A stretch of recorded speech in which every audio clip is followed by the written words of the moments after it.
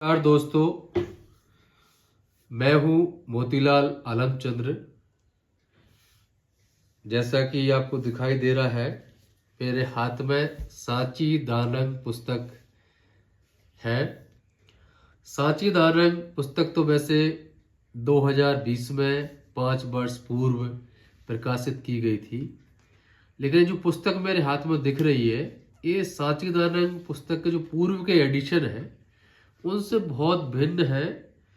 ये Sanchi Danam in large and multi colour के नाम से अमेजन पर उपलब्ध है। यह पुस्तक बहुत विस्तृत है और यह लगभग मल्टी कलर पेजेस पे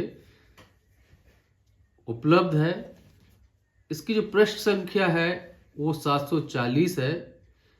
विगत के जो एडिशंस थे वो हमारे मात्र 150 पेज के थे। इस पुस्तक में जो शिलालेख है वो मल्टी कलर में चित्र सहित दिए गए हैं।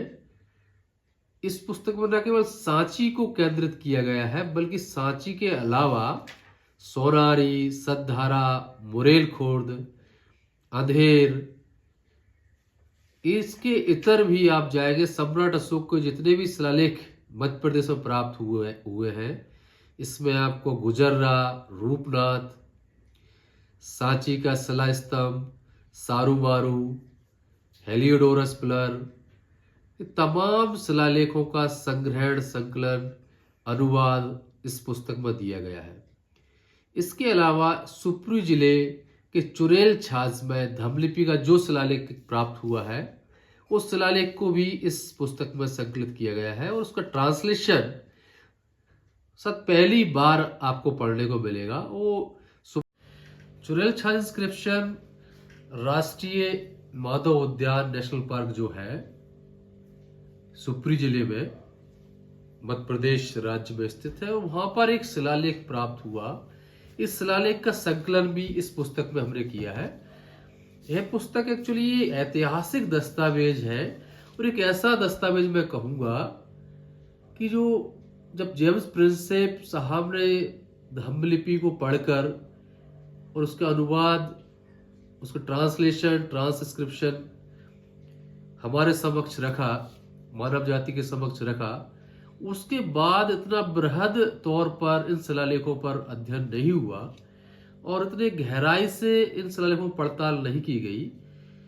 मौके पर जितने शिलालेख पूर्व में इकट्ठे किए गए, उनसे कहीं ज्यादा शिलालेख, बारीक से बारीक शिलालेख तो सांची के स्तूप की वेदिकाओं पर दर्ज है, वो समस्त शिलालेखों में अंकित किया गया है। यह पुस्तक आपको कई तरीके से ज्ञान के भंडार से आपको रोमांचित करेगी। इस पुस्तक में चाणक्य का शिलालेख भी आप पढ़ेंगे, पतितों का शिलालेख आप पढ़ेंगे, जो भाणक हुआ करते थे। इसमें अनुराधा भाणक है, सैलकस है, कई जो बुद्धिजीवी वर्ग था, जो लेखक थे, जो लिपिकार थे, उनका विस्तृत अध्ययन आपको देखने को मिलेगा।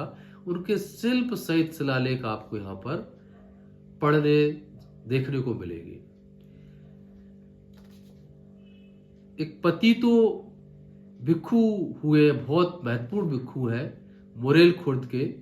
मुरेल खुर्द एक बुद्धिस्ट साइट है, सांची के पास है, जिसे भोजपुर के नाम से भी जाना जाता है। यहाँ पर सिर्फ 2 शिलालेख प्राप्त हुए थे, 2 शब्दों के शिलालेख थे, पतितो और ओफितकस। जो पतितो है, पतितो का जो अनुवाद है, जो ट्रांसलेशन है, अलेक्जेंडर कनिंघम पतित्व के रूप में ट्रांसलेशन करते हैं। जब उसको गहराई से हमने उसको पड़ताल की, जांच किया, तो पतित्व शब्द है एक्चुअली पतितो है। पतितो अर्थात मुदीतो। लगभग 171 साल से हम भौतिक महान भिक्षु को पतित्व के रूप में किताबों में दर्ज किए हुए हैं, जबकि उनके नाम का अर्थ जो है वो मुदीतो है। कनिंघम साहब ने पतित्व शब्द संस्कृत से ग्रहण किया और संस्कृत के शब्द के आधार पर इसका ट्रांसलेशन किया और एक इसके पीछे स्टोरी डाली गई कि जो पतित भिक्षु है, इन पर एक सील तोड़ने का आरोप लग रहा था, और उस आरोप के कारण, आरोप के समय अवधि में इनकी किसी कारण से डेथ हो जाती है और उनका स्तूप बनाया गया। इस पर बहुत विचार मैंने किया, कई साल तक चिंतन चलता रहा कि किसी ऐसे भिक्षु जिस पर सील तोड़ने का आरोप हो, क्या उसकी अस्थि संचयन के ऊपर स्तूप बनाया जाता है? मुझे कहीं से ऐसा समाधान कारक जवाब नहीं मिला। लेकिन जब शिलालेख की गहराई में गए तो पता चला पतित ना लिख के उस शिलालेख पर जो नाम है पतितो है। पतितो और दूसरे जो भिक्षु है ओफितकस और पतितो के दोनों भिक्षुओं की जो अस्थियां हैं बुरेल खुर्द के स्तूप क्रमांक 7A, जिसका नामकरण कनिंघम ने किया, उस एक ही स्तूप पर 2 भिक्षुओं की अस्थियां प्राप्त हुई।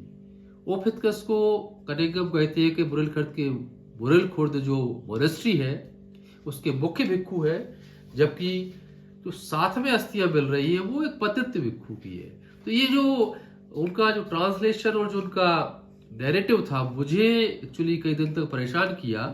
और जब मैंने उसकी गहराई में गया तो पता चला जो पतितो है उसका अर्थ ही अलग है। पतितो का अर्थ पतित न होकर पतितो अर्थात बोधितो अर्थात प्रसन्न चित्त है। तो एक शब्द के शिलालेख को हमने बड़े गहराई से विस्तृत तौर पर उसका अनुवाद, उसका ट्रांसलेशन किया, और ये पतित लगभग 171 साल से इस शब्द का गलत ट्रांसलेशन था। शुद्ध ट्रांसलेशन, शुद्ध अनुवाद आपको इस पुस्तक में पढ़ने को देखने को मिलेगा। आप खुद पढ़िए क्या लिखा है और अनुवाद पहले क्या था और अब क्या है। इसी तरह आप चाणक्य का शिलालेख इसमें पढ़ेंगे। चाणक्य का एक शिलालेख हमें सांची के स्तूप क्रमांक 2 से प्राप्त हुआ है। अर्हकस भिक्षुरो चाणक्य दानग, अर्थात जो स्तूप क्रमांक 2 है उसके निर्माण में चाणक्य ने दान दिया है, ऐसा शिलालेख मिला है। यह शिलालेख मैंने भी मौके पे देखा। मेरे से पहले अलेक्जेंडर कनिंघम ने भी इस शिलालेख को खोजा और अपनी पुस्तक में दर्ज किया। चाणक्य नाम का भिक्षु सांची के स्तूप क्रमांक 2 में दान देते हैं और उसका उल्लेख है वहां पर। एक बहुत महत्वपूर्ण जानकारी है। जब कभी आप सांची जाए, इस पुस्तक की माध्यम से उस शिलालेख तक पहुंचिए। उस शिलालेख तक आप बड़ी आसानी से पहुंच जाएंगे नंबर के साथ में। इस पुस्तक के माध्यम से आप खुद पढ़ेंगे वहां पर कि चाणक्य का शिलालेख कौन सा है। बहुत महत्वपूर्ण, ये मैंने कुछ एक तथ्य यहां पर शेयर किए हैं। इस पुस्तक में जितनी मोटी पुस्तक है, एक्चुअली भारी भी है क्योंकि कलरफुल है पूरी पुस्तक, मल्टी कलर में है। लगभग 1.25 किलो वजन है इस पुस्तक का, और बहुत ऐतिहासिक और आपकी लाइब्रेरी के लिए, आपकी बौद्धिक विरासत के लिए, आपके पुरखों की विरासत को सहेजने के लिए यह पुस्तक बहुत अनिवार्य है। आप लोग इस पुस्तक को खरीदेंगे और मैं आपसे अपेक्षा रखता हूं इस पुस्तक को खरीदकर, इसको पढ़कर इस पर प्रतिक्रिया जरूर दें। ये लगभग मुझे 9 महीने इस पुस्तक को एडिटिंग करने में लगे। जो मटेरियल मेरा संग्रहण लगभग विगत 7 वर्ष से चल रहा था, एडिटिंग करने में मुझे लगभग 9 माह लगे। और 9 माह के बाद ये पुस्तक के स्वरूप में मेरे सामने है। जो विगत के जो एडिशन थे ये बहुत शॉर्ट एडिशन थे, 150 पेजेस के थे। ये 744 पेज का है। यह एडिशन विगत के एडिशन से एकदम भिन्न है।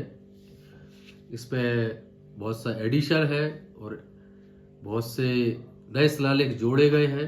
सांची से ही बहुत से नए शिलालेख जोड़े गए हैं, आसपास के शिलालेख लिए गए हैं, तो बहुत से नए चैप्टर भी इसमें जोड़े गए हैं। मैं आपको ये विश्वास दिलाता हूं कि इस पुस्तक को पढ़ने के बाद आप पर नई ऊर्जा आएगी, नई स्फूर्ति आप महसूस करेंगे। आप अपने पुरखों के और नजदीक पाएंगे। आप अपने पुरखों के जितने स्थान दर्ज मिलते हैं, चाहे उज्जैन हो, कदवाया हो, तूमैन हो, मधुबनी हो, पैठन हो, कोई सा भी स्थान हो, जसोगांव हो, इन स्थानों के आसपास आप अपना आशियाना खोज पाएंगे। अपने आप को जहाँ भी रह रहे हैं वहाँ अपने आप को कनेक्ट कर पाएंगे। ये बहुत महत्वपूर्ण पुस्तक है और बहुत वर्षों बाद इस पर इतने शोध तरीके से इस पर रिसर्च हुई है और बहुत मेहनत की है। मैं चाहूँगा इस पुस्तक को पढ़कर आप इस पर प्रतिक्रिया जरूर दें, और जिस तरह से साचीदाना के विगत एडिशन को आपने जो प्यार दिया था, उसी भांति इस पुस्तक को भी प्यार मिलेगा। और यह पुस्तक अब उपलब्ध है, आप अमेजन पे आइए और ऑर्डर करिए। जो पुराने हमारे पाठक हैं वो पब्लिकेशन WP पब्लिकेशन भोपाल का है, तो WP पब्लिकेशन से आप सीधा संपर्क कर सकते हैं और ये पुस्तक बुला सकते हैं। बहुत बहुत साधुवाद। दोबारा मिलेंगे, बहुत सी स्टोरीज पर हम चर्चा करते रहेंगे। इसी तरह अन्य तथ्यों पर चर्चा होगी। धन्यवाद।